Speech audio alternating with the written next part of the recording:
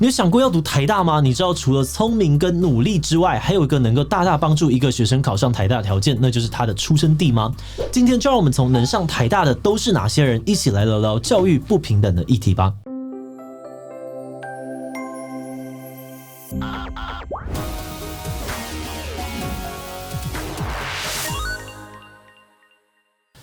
Hello， 大家好，我是志祺。学生时期，很多人都会把考上台大的学校当作目标与志愿，而台大更是很多人趋之若鹜的梦幻学校。这不仅是因为考上台大听起来很厉害哦，更是因为台大与台北代表着更多的资源，遇到更多厉害的人，以及更宽广的世界的可能。对很多人来说，追求台大、台北或者其他的顶尖大学，实际上是在追求一个改变人生、拓展未来的机会。但是如果我跟你说，一直以来最有机会上台大的，其实就是台北人自己，不知道你会有什么感觉？而且在台北人当中，最容易考上台大的出生地，更是天龙国中心的大安区。这难道是表示想上台大，投胎比努力更重要吗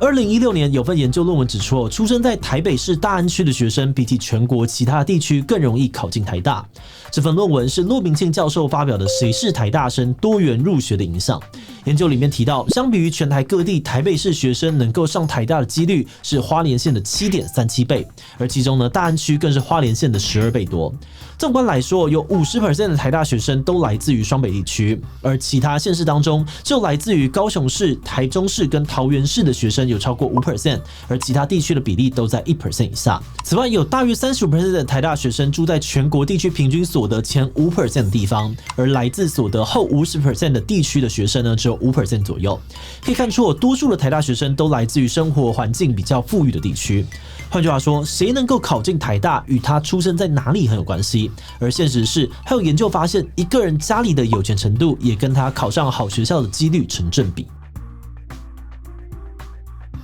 2018年有另外一篇研究家庭收入与台大学生组成的论文提出数据，有 51% 的台大学生都来自于所得前 20% 的家庭，而全台前 10% 有钱人家的小孩进台大的几率是最后 10% 贫困家庭小孩的6倍。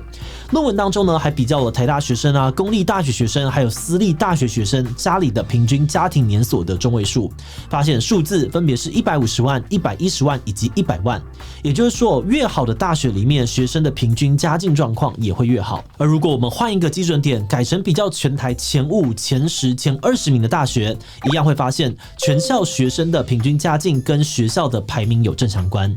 与此同时呢，也有针对学校资源的分析指出，越好的学校投注在每个学生身上的资源越多。也就是说呢，本身背景越富裕的小孩越容易进入顶尖大学，也越能够获得最多最好的学习资源。说乱起来，照理来说，教育不是告诉我们每个人都可以透过努力换取更多的机会跟更好的生活吗？如果比较好的社会条件都让本来条件就比较好的人得到，那也太不公平了吧？没有错，这并不公平。身家背景影响升学机会这件事情，这是所谓的教育不平等的现象之一。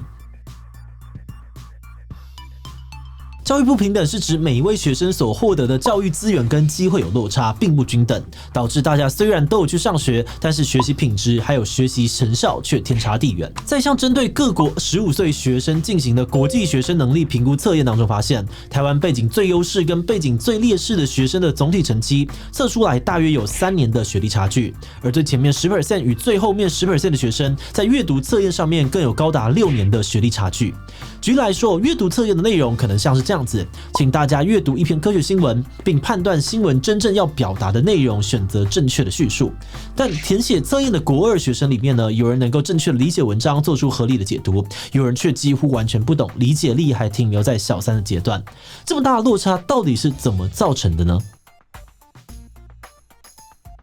教育不平等的来源错综复杂大致上面可以区分成学校与家庭2部分的资源差异。例如，每间学校的师资经费、硬体设备、课程的规划可能有很大的落差，而家庭当中家长的教育程度、人脉、社经地位，是否有时间陪小孩学习，孩子是否需要负担家庭的经济与照顾责任，也会影响到学生的学习成效。而这1-2年来，疫情更是一个导致教育不平等扩大的因素。有调查发现呢，远端授课期间，全台湾有超过1成的学生缺乏网络与载具设备，有超过20%的学生缺乏适合远距学习的环境空间。有老师就分享他在偏乡的学生呢，家里没有网络，甚至走进家里讯号就只剩1格。远端教学期间呢，他只好每天都把上课内容录进 USB 里面，然后亲自骑车外送，请学生自己在家里面看影片学习。而此外，也有学生家里没有电脑与平板，必须要跟学校借用。有的学生爸妈呢在外地工作赚钱，而同住的阿公阿嬷对于科技产品不熟，导致光是要连上网就困难重重。不难想象，虽然每个人多少会有天资上面的差异，也一定会有后天努力的差异，但光是资源的落差就足以让同样是国小、国中、高中毕业的学生有着完全不同等的这个学习能力与表现。而糟糕的是，教育不平等带来的不只是考试成绩的落差，还可能会扩大到影响社会的贫富差距。还记得前面我们说到的吗？统计指出出身背景越好的人较有机会读好的学校，而越好的学校投注在每个学生身上的资源就越多。相对的，出身贫困的孩子要获得好的教育与更丰富的机会，更是十分困难。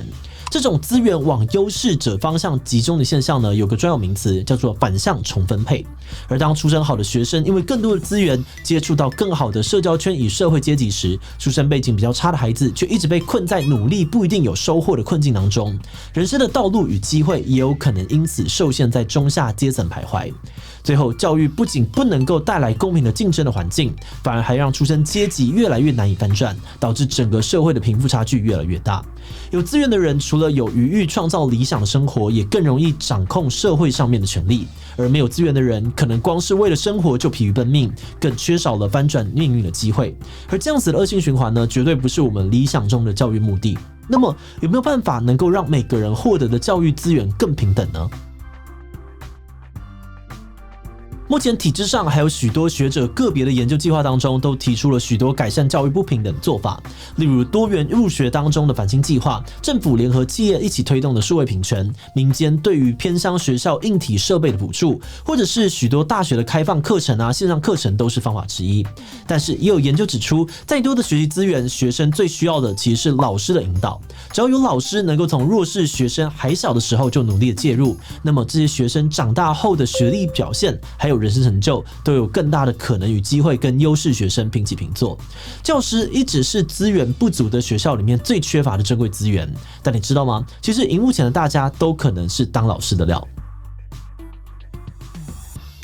Teach for Taiwan 为台湾而教是一个长期关注教育不平等议题的 NGO 组织，他们有完善的团队，能够培育来自四面八方各种背景的人才，成为一位优质的国小老师，并在未来成为持续推动改变教育的领导者。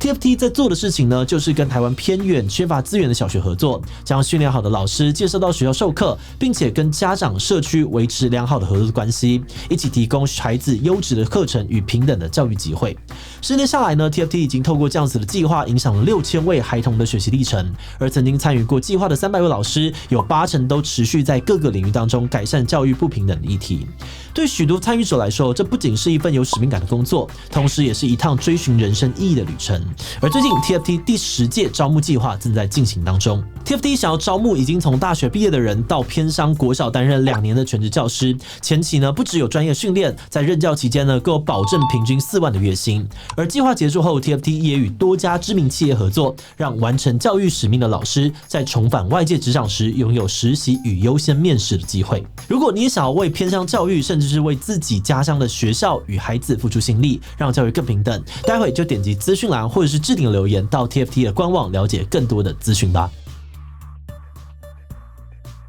今天这一集我们并不是要站台大也不是要说只有台大才称得上是好学校，只是台大在台湾的标杆地位让它成为了大部分学者的研究对象。而出身越好的小孩读好大学的几率越高，这件事情也不是台大独有的，其实排名前20的大学也都有这类的现象。那么在这一集的最后呢，我们想要来聊聊平等的教育将会带来哪些优点呢？从社会与国家的层面来看教育是培养人才的主要方式。当每一个国民都能够受到良好的教育时，弱势势背景的学生生存竞争力会提升，进而有助于降低犯罪率。各行各业的人们有能力一起提升国家的竞争力，而拥有更高的文化素养与民主素养，则是能够让我们更有机会共同建造一个理想的政治社会环境。